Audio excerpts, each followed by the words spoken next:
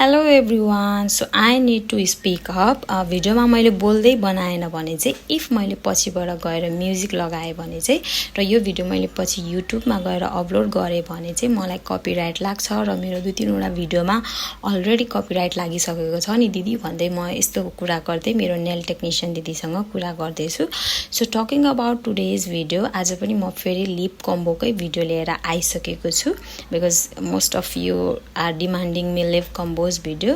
So video start गर्नुभन्दा अगाडि चाहिँ म यहाँ रेयर ब्युटीको ब्लस लगाउँदैछु। अलरेडी मेरो ब्लस थियो त्यही पनि मलाई हल्का क्यामेरामा कम भएको कि जस्तो लागेर मैले ब्लस एड गरेँ। And talking about this blush, holy moly, it's so pretty, as like Selena Gomez, it's so beautiful, it's same like that, it's so natural, it's so radiant, it's so flawless finish, sunny. Oh my god, it's really pretty.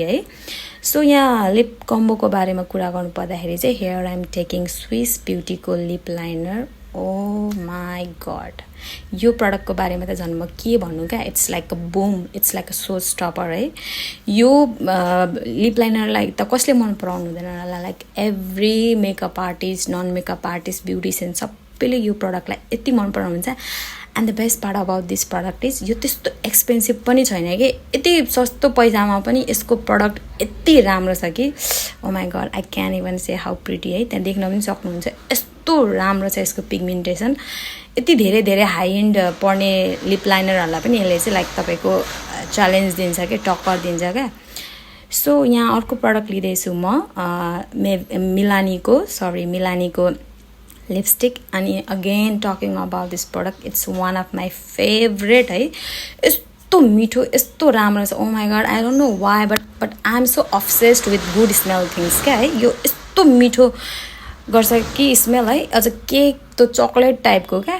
So it's like one of my favourite lipstick also. So यहाँ lip ग्लसमा चाहिँ मैले पेस्टलको plump up भन्ने लिइरहेको छु र it's also nice के। यो lip gloss पनि यति राम्रो छ जसलाई चाहिँ होइन गर्मीमा त्यो कुलिङ सेन्सेसनवाला चिसोवाला लिप ग्लस चाहनुहुन्छ भने चाहिँ यु सुड बाई दिस है। अनि यसले चाहिँ तपाईँलाई कुलको साथसाथै तपाईँको लिपलाई हल्का प्लम्पवाला इफेक्ट पनि दिन्छ। And look at me guys, यो तीनटै प्रोडक्ट कम्बाइन गरेर this is how am I looking, tell me how am I looking.